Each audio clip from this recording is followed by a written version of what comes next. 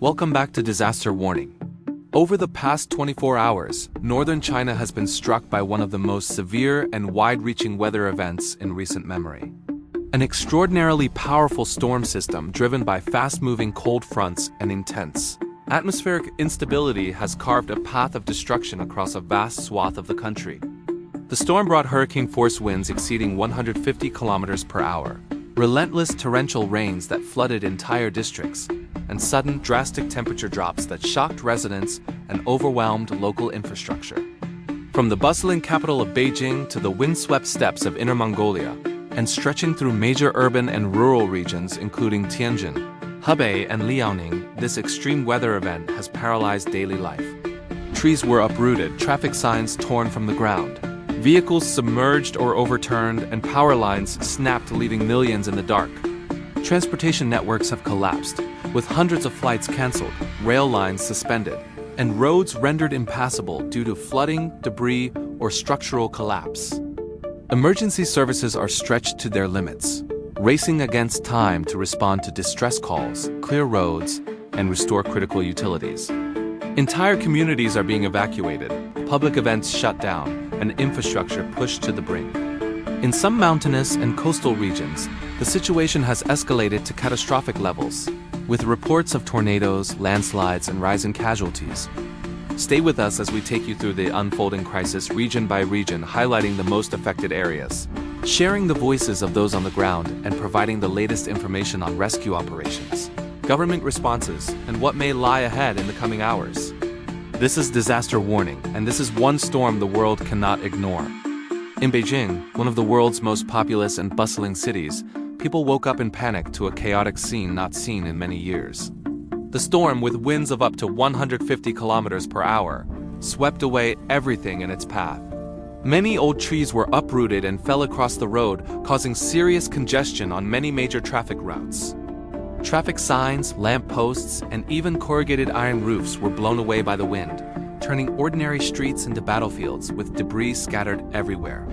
The situation became even more serious when more than 200 flights at international airports, such as Beijing Capital and Daxing, were cancelled, affecting tens of thousands of passengers. Not only air routes, the inner-city and inter-provincial railway systems were also severely affected.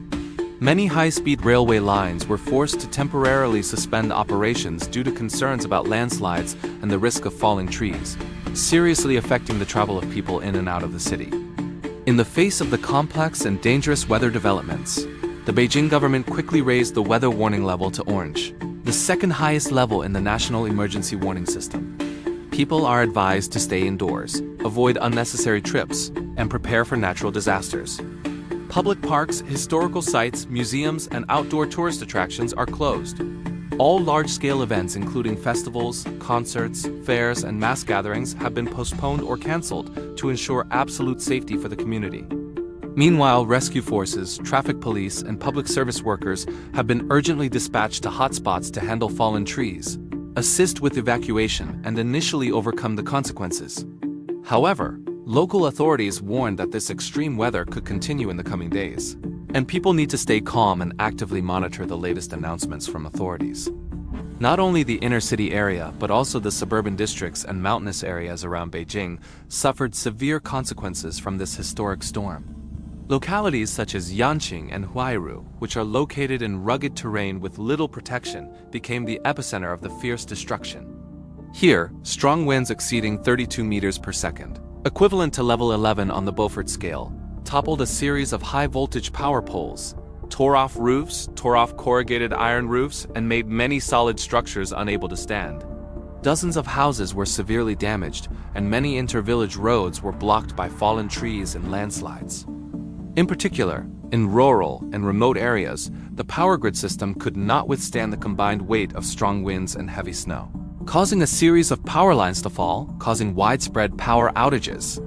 In an instant, many villages were plunged into cold darkness, with residents having to makeshift shelters with firewood and manual methods amid the harsh weather conditions.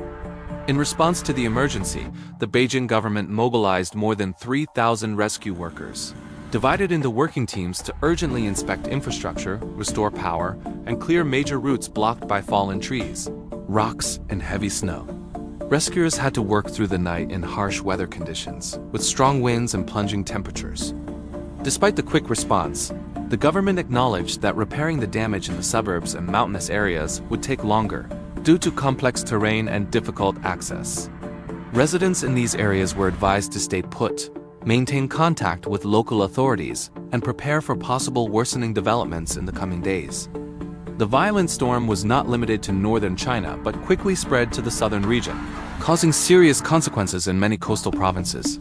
Guangdong Province, which has a temperate climate and is rarely affected by extreme weather events, was not spared this time.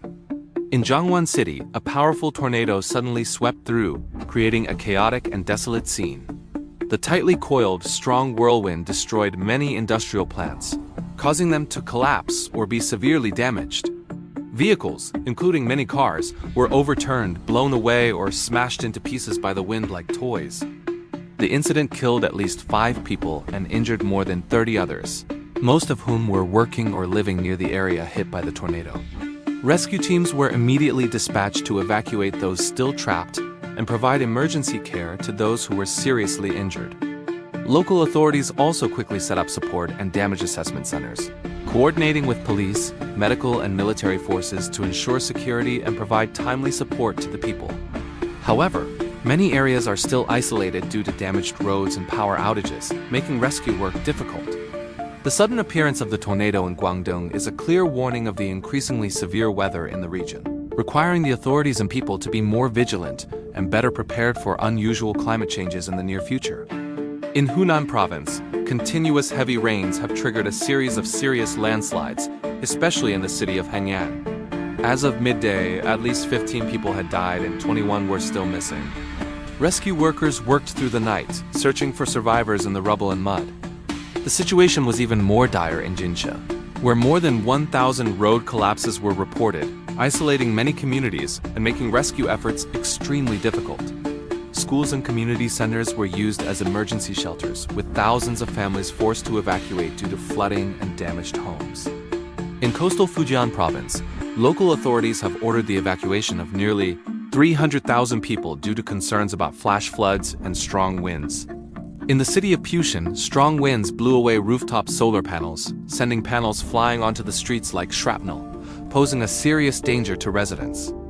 Low-lying residential areas were deeply inundated by rising water, with vehicles swept away and many small structures collapsing.